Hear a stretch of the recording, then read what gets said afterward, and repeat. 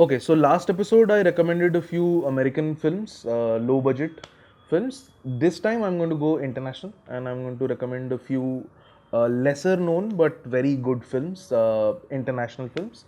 So I'm selecting two Western films and two Eastern films. Starting with an Italian film called Umberto D. It's a 1952 film.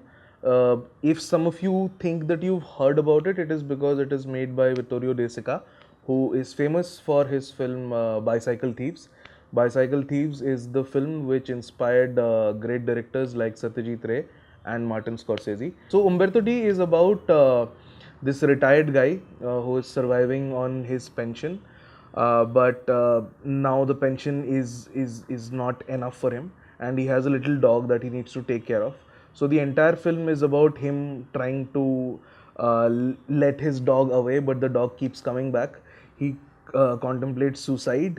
He contemplates killing the dog also along with himself, but in the end, humanity and love prevail. Moving on to my next film, it is a Korean film called Shiri. Okay, so I'll just start by saying that it is not a great film, but it is a very important film. This film is connected with the entire new wave Korean cinema. So the biggest production houses of those times, which is CJ Entertainment and Showbox, they got together and they decided that we will completely reinvent Korean cinema.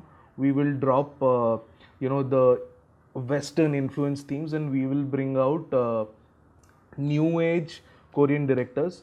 So Shiri was the first film which came out of that movement.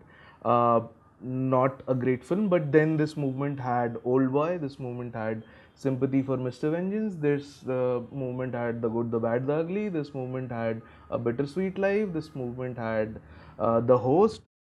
Hanjiryu has made a better film. If you have time, please do check out The Brotherhood of War as well. But yeah, Shiri is the film which started it all. So just watch it. How a medium budget action thriller changed the course of cinema for an entire nation and probably the world. Moving on to the next film. It is a 1955 French film called Diabolique. It is based on a French novel called Les Diaboliques. There is a great story of how Alfred Hitchcock wanted to make this film, and he fought, hammer and tongs with Henry Clouseau, but ultimately the French won. This story is about a man and his wife and a mistress, and anything else would be a spoiler, but it is one of the finest thrillers ever made till date. Again, if you are a fan of low budget, limited location cinema, this is the one you see. I'll guarantee you that within the first 3 minutes of the film, you'll forget that this is a black and white film, and language will not hold a barrier. So, Diabolique is another film that you need to check out. The last film that I'm going to be talking about is a Japanese film called Zatoichi, 2003 film. It is a remake of an old movie series. So, Zatoichi is a very famous Japanese blind sword fighter. So he was essentially a daredevil, a Japanese daredevil, a Ronin, a samurai without a master. So this was written and directed by Takeshi Kitano. He also plays Zatoichi. He plays the titular character in it.